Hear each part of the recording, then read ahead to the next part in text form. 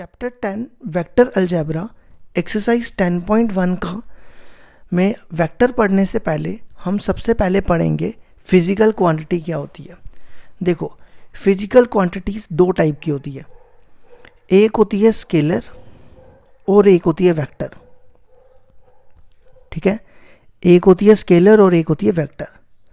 Scalar में सिर्फ magnitude होता है, ओनली मैग्नीट्यूड, और वेक्टर में magnitude as well as direction, magnitude भी होता है और डायरेक्शन भी होती है, magnitude as well as direction. ठीक है, ये मैं आपको एग्जाम्पल से समझाता हूँ। एग्जाम्पल, मान लो कोई एक बंदा लेते हैं, उसकी हाइट लेते हैं। जैसे मान लो ये मैं हूँ, ठीक है, ये मैं हूँ, मेरी हाइट मान लो कितनी है, 5 फुट 7 इंच। ठीक है, अब देखो मेरा कोई मैग्नीट्यूड है ना, मेरा मैग्नीट्यूड कितना है, 5 फुट 7 इंच। अब मेरी कोई डायरेक्शन होगी, कोई इंसान की कोई डायरेक्शन थोड़ा होती है, तो जिसमें सिर्फ मैग्नीट्यूड आए उसको कहते हैं स्केलर। ठीक है, अब हम बात करते हैं वेक्टर की। ये हम कोई ब्लॉक ले लेते हैं, ये ब्लॉक है। ठीक है, अगर मैं इसको यहाँ से पुश करूँगा इस डायरेक्शन से तो ये यहाँ जाएगा। ठीक है, अगर मैं इसको यहाँ से पुश करूँगा, यहाँ से पुश करूँगा तो ये इस तरफ जाएगा। ठीक है, अब आप सोचोगे, ये देखो यहाँ से मैंने इसकी, ये मैंने क्या लगाई है, इस पर फोर्स लगा रहा हूँ। क्या लगा रहा हूँ? फोर्स ही लगा रहा हूँ ना। जब मैं फोर्स यहाँ से लगाऊंगा तभी ये इस तरफ जाएगा, और जब मैं फोर्स यहाँ से लगाऊंगा ये तभी इस तरफ जाएगा। अब क्वेश्चन आता है कि इसमें मैग्नीट्यूड और डायरेक्शन क्या हुआ। देखो, जब मैं यहाँ से फोर्स लगा रहा था तो ये होगी इसकी डायरेक्शन। अब मैग्नीट्यूड क्या हुआ, मान लो मैंने ये 15 न्यूटन से, फोर्स का यूनिट न्यूटन होता है ना, मान लो मैंने 15 न्यूटन से यहाँ से फोर्स लगाई, तो इसमें मैग्नीट्यूड भी है और डायरेक्शन भी है, इसलिए हम इसको वेक्टर कहेंगे। ठीक है, अब मैं आपको एग्जांपल्स देता हूँ कि स्केलर और वेक्टर में क्या फ़र्क है। देखो, स्केलर लेंथ की डायरेक्शन नहीं होती, लेंथ का सिर्फ मैग्नीट्यूड होता है, मतलब लेंथ की तो कितनी लेंथ है वही होगी ना। नेक्स्ट, मास हो गया वेट, जैसे 10 kg वेट, तो उसकी तो डायरेक्शन नहीं होती, उसका सिर्फ मैग्नीट्यूड होता है। नेक्स्ट, टाइम की डायरेक्शन थोड़ा होती है, तो डायरेक्शन टाइम भी स्केलर हो गया। नेक्स्ट, टेम्परेचर भी स्केलर है। एरिया भी स्केलर है। वॉल्यूम भी स्केलर है। नेक्स्ट, वर्क डन, ये भी स्केलर है। अब आ जाओ वेक्टर में क्या होगा। वेक्टर में पहला फोर्स हो गया, दूसरा velocity, next acceleration, next displacement, ये होगी वेक्टर क्वांटिटीज। ठीक है, ऐसे बहुत सारी हो सकती हैं। तो समझ आ गया स्केलर और वेक्टर में क्या फ़र्क होता है। ठीक है, अब हम इसके बाद नेक्स्ट टॉपिक पढ़ेंगे कि वेक्टर को कैसे रिप्रेजेंट किया जाता है।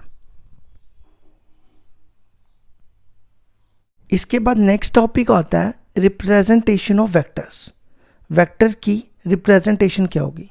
देखो, सबसे पहले हम एक डायरेक्टेड लाइन लेते हैं।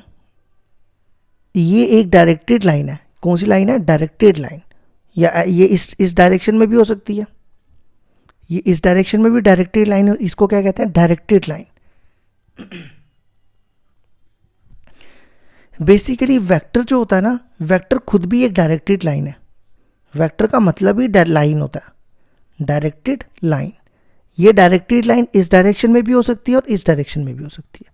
ठीक है, अब देखो ये लाइन है ना, ठीक है, ये मान लो इनिशियल पॉइंट है, ये वाला पॉइंट, ये कौन सा पॉइंट है? इनिशियल।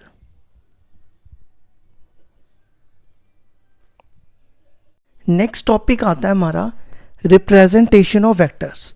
वेक्टर को कैसे रिप्रेजेंट करेंगे। ठीक है, देखो ये मान लो एक डायरेक्टेड लाइन है, ये इसकी डायरेक्शन इस तरफ है, और ये भी डायरेक्टेड लाइन है, इसकी डायरेक्शन इस तरफ है।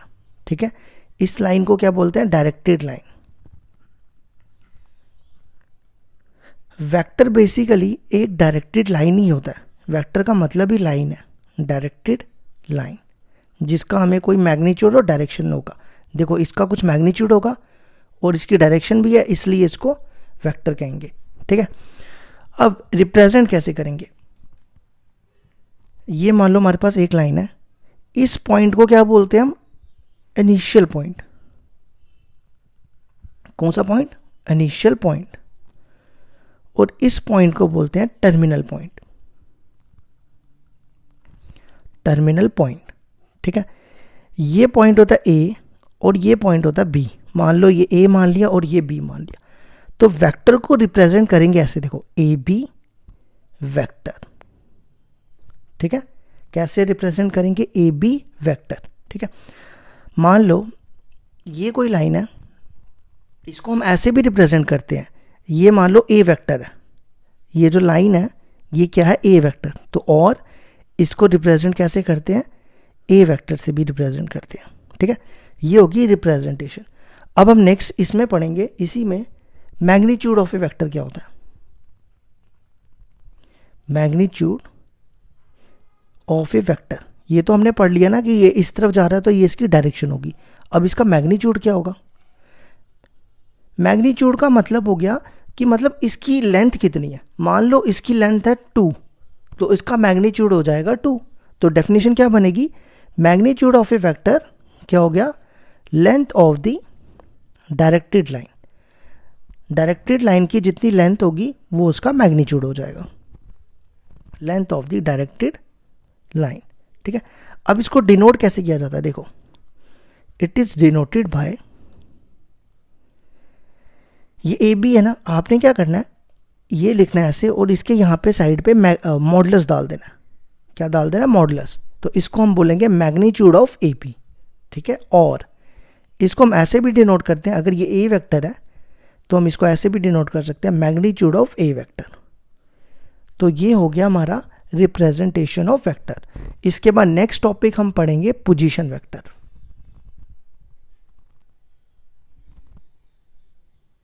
नेक्स्ट डेफिनेशन आती है पोजीशन वेक्टर। देखो पोजीशन वेक्टर क्या होता है, ये मान लो हम एक 3D प्लेन ले लेते हैं। ठीक है, इसको हम x ले लेते हैं, इसको y ले लेते हैं और इसको z ले लेते हैं।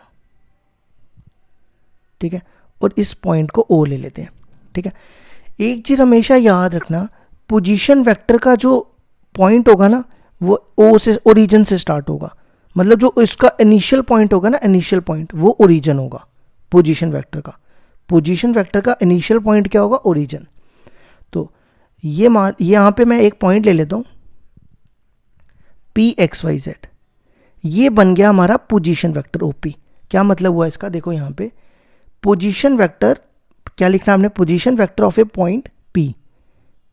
इस पॉइंट का मैं पोजीशन वेक्टर निकाल रहा हूँ, हमेशा पॉइंट का पोजीशन वेक्टर निकलता है। ठीक है, हुज, इसका जो इनिशियल पॉइंट होगा वो क्या होगा? हुज इनिशियल पॉइंट, वो हमेशा क्या होगा? ओरिजिन, मतलब 0 0 0। ठीक है, और इसका जो टर्मिनल पॉइंट होगा वो जिसका आप निकाल रहे हो वो उसका टर्मिनल पॉइंट हो जाएगा। जैसे हम P का निकाल रहे हैं तो ये इसका टर्मिनल पॉइंट हो जाएगा। ठीक है, ये होगी पोजीशन वेक्टर।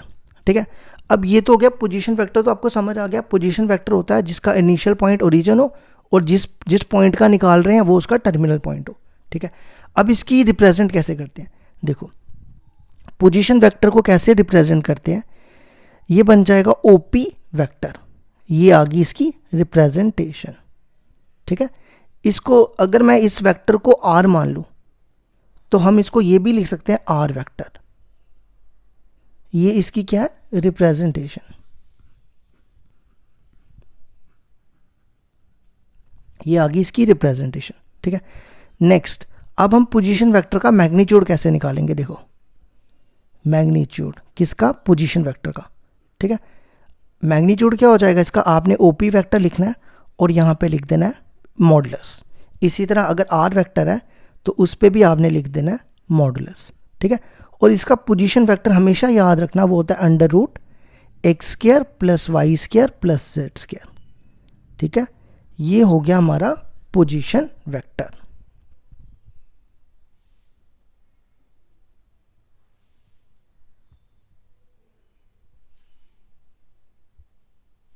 नेक्स्ट टॉपिक जो हमारा है वो है direction cosines and direction ratio. ये काफ़ी इंपॉर्टेंट टॉपिक है और आप इसको ध्यान से समझना, ठीक है। देखो, ये मैं एक 3D प्लेन लेता हूँ, इसको मैं रखता हूँ x y z, ठीक है, और ये आ गया हमारा O। अब डायरेक्शन कोसाइंस के लिए मैं क्या एक पोजीशन वेक्टर बनाता हूँ P, ठीक है। अब ये जो पोजीशन वेक्टर है, मान लो इसके साथ एंगल बना रहा है अल्फा x के साथ, ठीक है, ये y के साथ एंगल बना रहा है, नहीं पहले z के साथ और फिर y के साथ, ये y के साथ बना रहा है बीटा और z के साथ बना रहा है गामा, ठीक है। ये जो अल्फा बीटा गामा है इसको हम कहेंगे डायरेक्शन एंगल्स। क्या कहेंगे? डायरेक्शन एंगल्स, ठीक है। अगर हम अब देखो डायरेक्शन कोसाइंस, कोसाइन मतलब कॉस, अगर मैं इन तीनों के साथ कॉस लगा दूं, ये देखो मैं इन तीनों के साथ कॉस लगा रहा हूं, तो ये बन जाएंगे हमारे डायरेक्शन कोसाइंस, ठीक है। तो डायरेक्शन कोसाइंस क्या होती है? Cos alpha, cos beta, cos gamma, ठीक है। अब मेरी बात ध्यान से सुनना आगे। देखो अब मैं क्या करने जा रहा हूं, ये ट्रायंगल ले रहा हूं, इस ट्रायंगल को ना कंप्लीट कर रहा हूं, यहां से एक परपेंडिकुलर ड्रॉ कर रहा हूं, इस परपेंडिकुलर इसका नाम रख रहा हूं ए, तो ये क्या बन रहा है? ओ ए पी, ठीक है। तो कॉस अल्फा क्या होता है? कॉस होता है ना बेस अपॉन हाइपोटेन्यूज, यही होता है ना। और इसको ना, इस वाली लेंथ को मैं x मान रहा हूं और इस वाली लेंथ को मैं y मान रहा हूं, और पोजीशन वेक्टर को किससे डिनोट करते हैं? r से, यही होता है ना, r से डिनोट करते हैं ना, ठीक है। तो कॉस अल्फा क्या हो जाएगा? कॉस अल्फा होता है बेस अपॉन हाइपोटेन्यूज, तो बेस कितना है? x, और हाइपोटेन्यूज देखो कितना है? हाइपोटेन्यूज है r, ठीक है। इसी तरह कॉस बीटा क्या होगा? कॉस बीटा हो जाएगा y अपॉन आर, और कॉस गामा क्या हो जाएगा?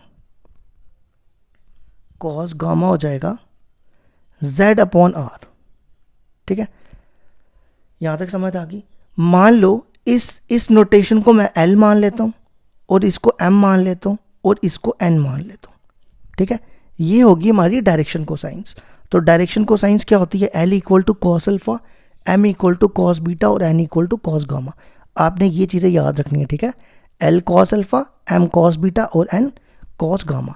ये हो गया हमारा डायरेक्शन कोसाइंस का कंसेप्ट। नेक्स्ट होता है डायरेक्शन रेशियोज। क्या होती है डायरेक्शन रेशियोज? डायरेक्शन रेशियोज क्या होती है? देखो मैं इसकी डेफिनेशन लिख रहा हूं। These are numbers. Direction ratios क्या होती है? नंबर्स होते हैं। These are numbers. मान लो वो नंबर्स मैं मान लेता हूं ए, बी और सी, सच दैट they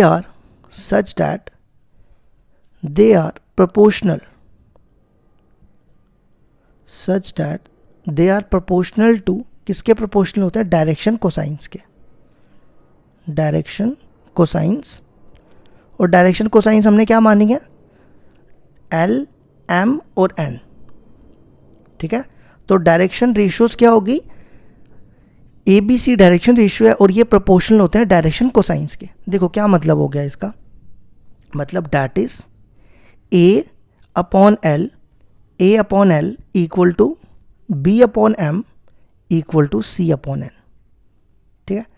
अब यहां पे ध्यान देना, L की वैल्यू देखो, L की वैल्यू को मैं लिख सकता हूं X अपॉन R, लिख सकते हैं ना।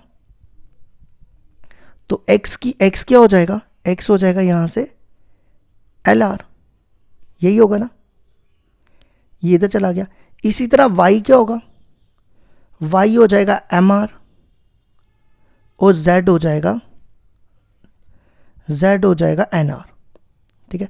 ये जो ये है ना, ये A है, ये B है और ये C है, तो ये होगी डायरेक्शन रेशियो। तो हम कह सकते हैं A equal to LR, B equal to MR और C इक्वल टू NR। तो डायरेक्शन रेशियोज क्या होगी? LR, MR, NR। कहने का मतलब डायरेक्शन, देखो ये प्रोपोर्शनल है ना, अगर मैं L को इधर ले आऊँ, अगर मैं L को इधर ले आऊँ तो ये हो जाएगा R, इसको इधर ले आऊँ ये भी हो जाएगा R, और इसको इधर ले आऊँ ये भी हो जाएगा R। तो आप देखो मैं इन सबको R के इक्वल लिख सकता हूँ ना। तो डायरेक्शन रेशियोज क्या होती हैं? Proportional to direction cosines. आप याद रख सकते हो, अगर किसी की डायरेक्शन कोसाइंस LMN आ रहा है तो डायरेक्शन रेशियो होगी LR, MR, NR। ठीक है, डायरेक्शन रेशियोज क्या हो जाएगी? LR, MR और NR। ठीक है, इसके बाद ना एक नेक्स्ट टॉपिक आता है, वो आपको याद रखना है, काफ़ी इंपॉर्टेंट टॉपिक है। टॉपिक नहीं कह लो, रिमार्क कह लो। देखो क्या रिमार्क, ये आपको यूज़ करना है, ये आपको अगले चैप्टर 3D में भी यूज़ होगा। L square plus M square plus N square equal to 1। ठीक है, अब मैं आपको ना इसका प्रूफ कराता हूँ। प्रूफ ये कैसे होता है 1 के equal? L square plus M square plus N square, मैंने LHS ले ली। अब आप यहाँ पे ध्यान दो, मैंने L की वैल्यू क्या निकाली थी? कहाँ गया? ये देखो L क्या था? x बाय आर, M था y बाय आर और N था z बाय आर। वो मैं यहाँ वैल्यूज़ डालने लगा। L की वैल्यू क्या है? x बाय आर, M की वैल्यू N बाय आर, और नहीं ये y बाय आर, और N की वैल्यू z बाय आर, है ना। अब आप इसका स्क्वायर खोलो, अब आप इसका एलसीएम लो, ये बनेगा X square plus Y square plus Z square. अच्छा, अब ये आर क्या होता था? आर होता था पोजीशन वेक्टर। अगर आपको याद हो, मैंने आर की वैल्यू अभी पीछे टॉपिक में ये बताई थी, under root x square plus Y square plus Z square. उसको मैंने ऐसा लिखा था, ऐसे। तो आप इसको ऐसे भी लिख सकते हो, ठीक है, या ऐसे लिख सकते हो या ऐसे। तो मैं यहाँ पे आर की वैल्यू डालने लगा हूँ। आर की वैल्यू देखो क्या है? Under root x square plus Y square, x square plus Y square plus Z square का होल स्क्वायर। ये स्क्वायर और रूट कैंसिल हो जाएगा, upon x square plus Y square plus Z square, ये और ये कैंसिल। देखो मैंने ये प्रूफ कर दिया 1। आपको ना प्रूफ नहीं याद रखना, आपको सिर्फ ये चीज़ याद रखनी है। एक तो आपको याद रखना है कि डायरेक्शन कोसाइंस क्या होती हैं। डायरेक्शन कोसाइंस के लिए आपको याद रखना है L equal to cos alpha, M equal to cos beta और N equal to cos gamma. और डायरेक्शन रेशियोज क्या होती हैं? ये direction ratios ABC direction ratio है, जो LR होता है, MR और NR।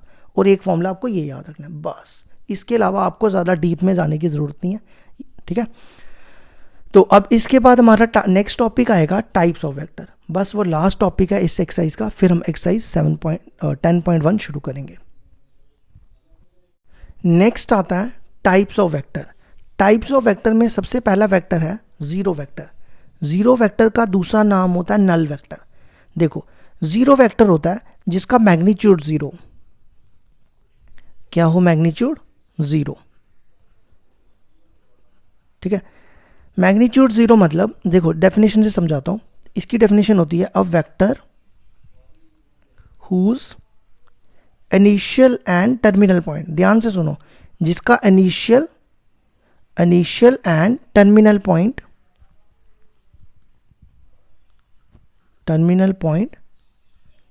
आर, जिसका टर्मिनल और इनिशियल पॉइंट कोइंसिडेंट करें, मतलब जिसका टर्मिनल पॉइंट और वेक्टर पॉइंट कोइंसाइड करें, उसको कहते हैं जीरो वेक्टर। जैसे मान लो, जैसे ये हम लेते हैं ना एक वेक्टर, ये ए वेक्टर लेते हैं, ये बी वेक्टर लेते हैं, तो इसका ये जो पॉइंट है ना, ये ए है और यही बी है, और इसका जो मैग्नीट्यूड है ना वो जीरो है, तो वो हो गया जीरो वेक्टर। समझ आई? और इसको देखो रिप्रेजेंट कैसे करते हैं, इसको रिप्रेजेंट करते हैं जीरो वेक्टर से, ऐसे, ठीक है। मतलब इसका जो जीरो, जैसे ये ए और बी है, तो जीरो वेक्टर में ये ए होगा और ये बी होगा, तो इनके बीच में मैग्नीट्यूड तो कुछ भी नहीं होगा ना, तो मैग्नीट्यूड होगा जीरो, इसलिए हमने ये लिखा, ठीक है। नेक्स्ट आती है डेफिनेशन यूनिट वेक्टर। अब यूनिट वेक्टर क्या हो गया?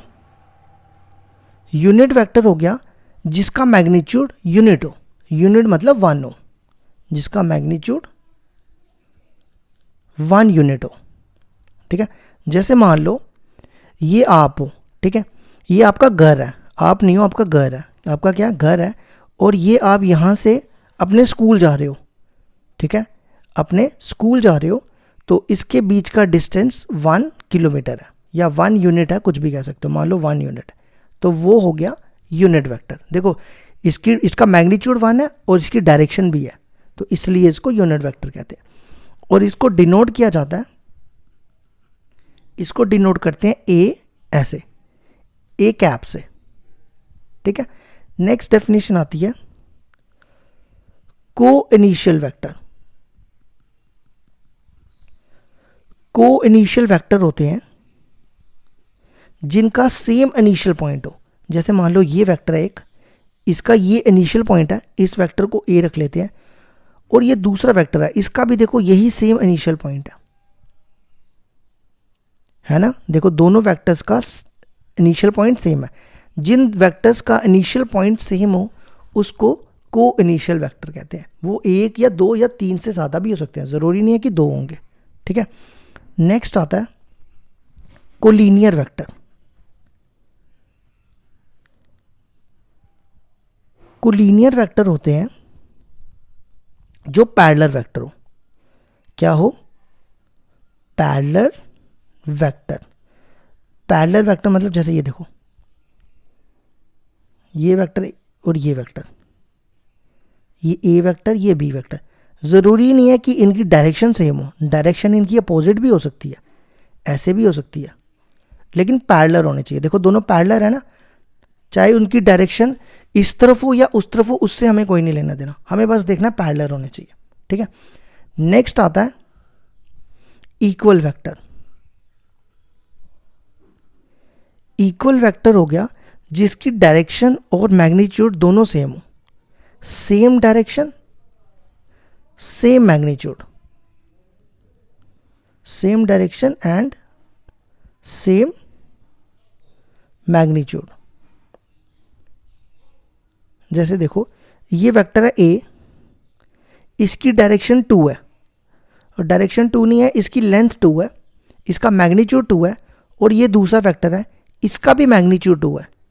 देखो दोनों का मैग्नीट्यूड सेम होना चाहिए, मैग्नीट्यूड मतलब लेंथ, इसकी लेंथ भी 2 है, इसकी भी लेंथ 2 है, तो दोनों की लेंथ 2 है, और देखो दोनों सेम डायरेक्शन में जा रहे हैं, तो उस वेक्टर को कहते हैं इक्वल वेक्टर। उस केस में ए और बी दोनों इक्वल होते हैं, ठीक है। और लास्ट हमारा जो आपके एनसीईआरटी के हिसाब से है negative vector, negative of a vector. Negative vector क्या हो गया? मैग्नीट्यूड तो सेम होगा लेकिन डायरेक्शन उल्टी होगी। Same magnitude but opposite in direction.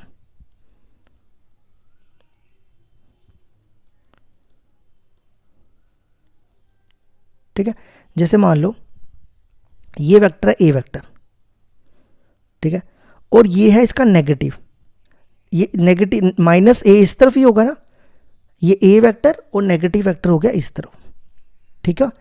अब आप सोचोगे कि अगर ये ए वेक्टर ऐसा है, ये ऐसा है ना, तो ये क्या इस पॉइंट से ऐसे भी होना चाहिए? बिल्कुल, ये भी हो सकता है, ठीक है, ऐसा भी केस हो सकता है, ऐसा भी केस हो सकता है, तो दोनों केस होंगे नेगेटिव वेक्टर के, ठीक है। अब लास्ट टॉपिक हमने पढ़ना है फ्री वेक्टर, बस फ्री वेक्टर बचा, और इसके बाद हम एक्सरसाइज स्टार्ट करेंगे।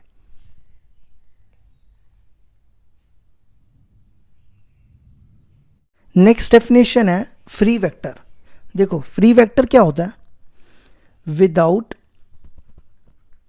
Changing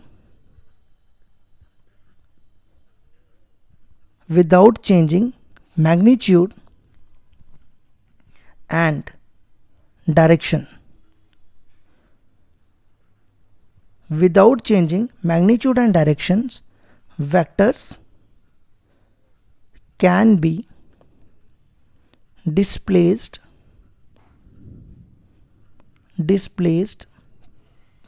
parallelly। देखो मैंने क्या लिखी डेफिनेशन इसकी? Without changing magnitude and direction. ना तो हमें उसका मैग्नीट्यूड करना चेंज करना है और डायरेक्शन चेंज करना है, तो वेक्टर को हमें डिस्प्लेस करना है पैरेलल, देखो क्या मतलब हुआ, जैसे मान लो ये वेक्टर है ए वेक्टर, जिसकी डायरेक्शन इधर है, और मान लो इसका मैग्नीट्यूड 2 है, मतलब इसकी लेंथ 2 है, ठीक है। तो मैं इस वेक्टर को उठा के इधर रख सकता हूं ना। तो मैंने देखो क्या किया, मैंने कुछ भी नहीं किया, मैंने ना इसका मैग्नीट्यूड चेंज किया, ना मैंने इसकी डायरेक्शन चेंज की, मैंने पैरेलली इसको यहां रख दिया। समझ आई? इस वेक्टर को उठा के मैं इधर भी रख सकता हूं, है ना। देखो ये एक तो ये पैरेलल भी है ना, पैरेलल है ना, और ना मैंने इसका मैग्नीट्यूड चेंज किया, ना डायरेक्शन चेंज की। हम वेक्टर को डिस्प्लेस कर सके पैरेलली, तो मैंने इसको उठा के इधर रख दिया। तो इस टाइप के वेक्टर्स को कहते हैं फ्री वेक्टर्स, ठीक है। अब हम स्टार्ट करेंगे एक्सरसाइज 10.1। एक्सरसाइज 10.1 का क्वेश्चन नंबर 1 है, represent graphically a displacement of 40 kilometre 30 degree east of north. देखो हमें इसको रिप्रेजेंट करना है 40 किलोमीटर 30 डिग्री को east of north, east of north. तो देखो कैसे करेंगे ईस्ट ऑफ नॉर्थ को। सबसे पहले हम बनाते हैं, ये देखो ये क्या होता है, ईस्ट, ये वेस्ट, ये नॉर्थ और ये साउथ, यही होता है ना। अब हमें इसको बनाना है 30 डिग्री ईस्ट ऑफ नॉर्थ। तो देखो ये मैं बना रहा हूं 30 डिग्री ईस्ट ऑफ नॉर्थ, ठीक है। ये मैंने एंगल बना दिया। इसके बाद हमें 40 किलोमीटर भी प्लॉट करना है ना। तो मान लो ये 10 किलोमीटर है, ये 20 किलोमीटर है, ये 30 किलोमीटर है, ये 40 किलोमीटर है। तो यहाँ से लेकर और ये ऐसे जा रहा है, तो आप बोल दो यहाँ से यहाँ तक ये 40 किलोमीटर, ठीक है। ये डिस्टेंस मैंने मान लिया 10 किलोमीटर, ये 20 किलोमीटर, ये 30 किलोमीटर और ये 40 किलोमीटर। और देखो मैंने इसको ग्राफिकली रिप्रेजेंट कर दिया 40 किलोमीटर 30 डिग्री को। तो ये हो गया हमारा question number 1 complete. Question number 2, classify the following measures as scalar and vectors. अब हमें देखना है इनमें से कौन वेक्टर और कौन स्केलर है। तो फर्स्ट पार्ट है 10 kg। अब kg जो होता है मास होता है, तो मास की डायरेक्शन थोड़ा होती है कोई, तो ये हो जाएगा स्केलर, ठीक है। ये क्या हो जाएगा, स्केलर, ठीक है। Second 2 metres north west. अब देखो इसमें एक तो हमें मैग्नीट्यूड 2 दिया हुआ है और डायरेक्शन कहाँ की तरफ है, नॉर्थ वेस्ट की। तो मैग्नीट्यूड और डायरेक्शन दोनों है, तो ये हो जाएगा वेक्टर। Next 40 degree. अब आप कोई एंगल बनाओगे, उसकी डायरेक्शन थोड़ा होगी, उसका तो सिर्फ मैग्नीट्यूड होगा ना, इसलिए ये स्केलर हो गया। Next fourth 40 what. अब वॉट किसका यूनिट होता है, वॉट यूनिट होता है पावर का। किसका यूनिट होता है, पावर का। तो पावर क्या होती है, पावर होती है वर्क डन। ऐसा यूनिट क्या होता है इसका, वर्क डन पर टाइम। ऐसा यूनिट यही होता है ना, वर्क डन पर टाइम। तो वर्क डन क्या होता है, स्केलर, और टाइम भी स्केलर है, तो पावर भी स्केलर हो जाएगी। नेक्स्ट फिफ्थ क्या, 10⁻⁻19 कूलम। अब कूलम किसका यूनिट है, कूलम यूनिट होता है चार्ज का, तो चार्ज भी स्केलर होता है, ठीक है। कूलम किसका यूनिट है, चार्ज का। और लास्ट पार्ट है 20 मीटर पर सेकेंड स्क्वायर। 20 मीटर पर सेकेंड स्क्वायर। अब मीटर पर सेकेंड स्क्वायर किसका यूनिट होता है, मीटर पर सेकेंड स्क्वायर। मीटर पर सेकेंड स्क्वायर यूनिट होता है एक्सेलरेशन का। किसका होता है, एक्सेलरेशन। तो एक्सेलरेशन मैंने आपको बताई थी, ये भी क्या होती है, इसकी भी डायरेक्शन और मैग्नीट्यूड है, तो ये हो जाएगा वेक्टर, ठीक है। तो ये हो गया हमारा question number 2 complete.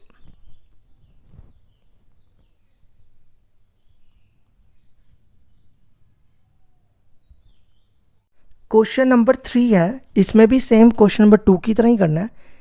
Classify the following as scalar and vector quantity. तो पहला पार्ट है टाइम पीरियड। तो टाइम का तो सिर्फ मैग्नीट्यूड होता है ना, टाइम की डायरेक्शन थोड़ा होती है, तो ये हो जाएगा स्केलर। ठीक है। Second part distance. अब डिस्टेंस का क्या होगा, डिस्टेंस का भी ये भी क्या होगा, डिस्टेंस एक लेंथ होगी ना, तो लेंथ का भी सिर्फ मैग्नीट्यूड होता है, तो ये भी स्केलर, ठीक है। Third force. फोर्स क्या होती है, फोर्स मैंने आपको पहले भी बताया, ये वेक्टर होती है, ठीक है।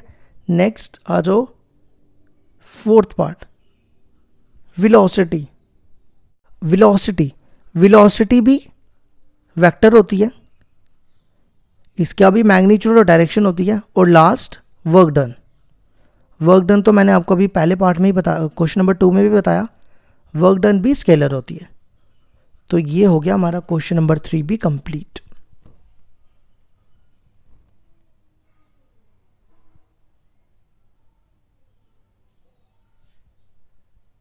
क्वेश्चन नंबर 4 दिया हमारे पास, in figure identify the following vectors. ये हमारे पास फिगर दी हुई है और हमें क्या निकालना है, हमें बताना है कौन से वेक्टर को इनिशियल है। तो फर्स्ट पार्ट आ गया को इनिशियल।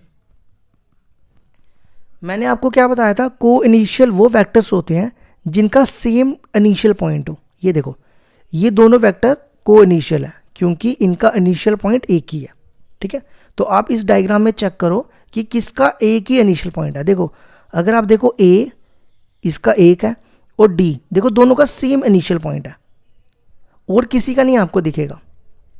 देखो दोनों का सेम है ना, तो हम कह सकते हैं A and D are, A and D, ये डी लिखा है मैंने, आर को इनिशियल वेक्टर्स,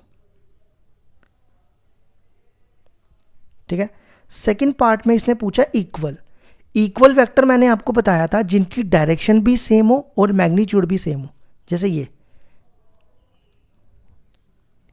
देखो, इनकी डायरेक्शन भी सेम है और इनका मैग्नीट्यूड भी सेम है ना।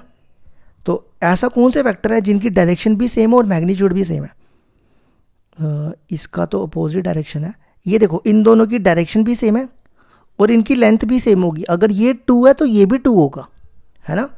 तो ये इस टाइप, ये देखो डायरेक्शन भी सेम और मैग्नीट्यूड भी सेम, तो हम कौन से वेक्टर बोलेंगे, B and D are equal vector. और लास्ट पार्ट है, इसने पूछा कोलिनियर बट नॉट इक्वल। देखो मैंने आपको कोलिनियर वेक्टर कौन से वेक्टर बताए थे, जो पैरेलल वेक्टर हो। पैरेलल वेक्टर 2 टाइप के होते हैं, एक तो उनकी डायरेक्शन सेम होती है, ठीक है, और एक दूसरे होते हैं जिनकी डायरेक्शन अपोजिट होती है। एक केस ये और एक केस ये दोनों केस में ये दोनों पैरेलल वेक्टर है। लेकिन इसने कंडीशन ये दी है कोलिनियर होने चाहिए बट नॉट इक्वल। मतलब ये दोनों तो इक्वल है ना, तो हमें ये नहीं लेने, ये वाला लेना है अब, जिसकी डायरेक्शन अपोजिट होगी। देखो इन दोनों की तो डायरेक्शन सेम है, इसकी डायरेक्शन देखो, ये इस तरफ जा रहा है और ये इस तरफ जा रहा है। एक तो ये पैरेलल है और दोनों इक्वल नहीं है क्योंकि डायरेक्शन इसकी अपोजिट है। तो कौन सी होगी, A and C are collinear but not equal. तो ये हो गया हमारा क्वेश्चन नंबर 4 भी कंप्लीट। अब लास्ट क्वेश्चन बचा है question number 5।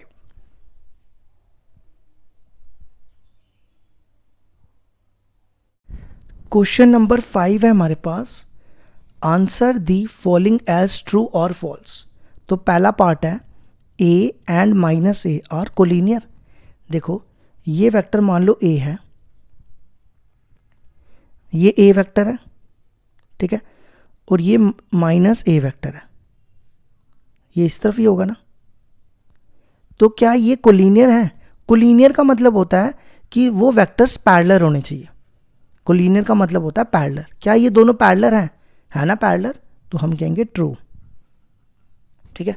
Next collinear vector, 2 collinear vector. Collinear vector कौन से हो गए? Parallel vector. 2 collinear vector are always equal in magnitude. कहता है अगर कोई 2 कोलिनियर वेक्टर है तो क्या उनकी लेंथ हमेशा बराबर होगी? मैग्नीट्यूड का मतलब यही हो गया ना।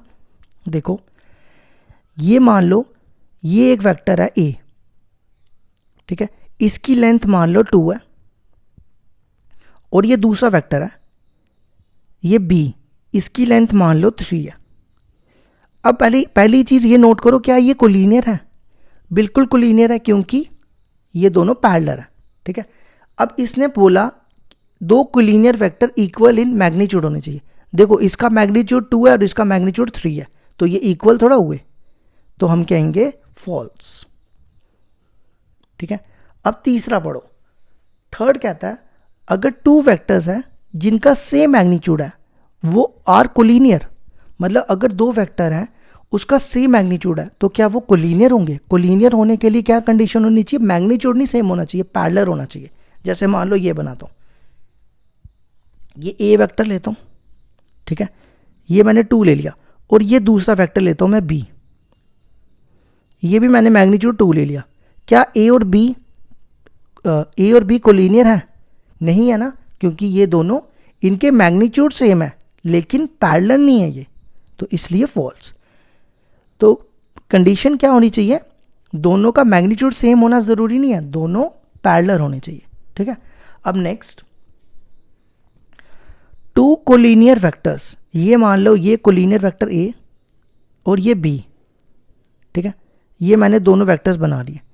To collinear vectors having the same magnitudes are equal, कहता है अगर ये दोनों कोलिनियर वेक्टर हैं तो क्या इन दोनों का मैग्नीट्यूड सेम होगा? देखो आपके सामने है, अगर ये 2 है ये 3 है तो इनका मैग्नीट्यूड थोड़ा बराबर होगा, तो ये फॉल्स है। तो ये हो गया हमारा क्वेश्चन नंबर 5 कंप्लीट।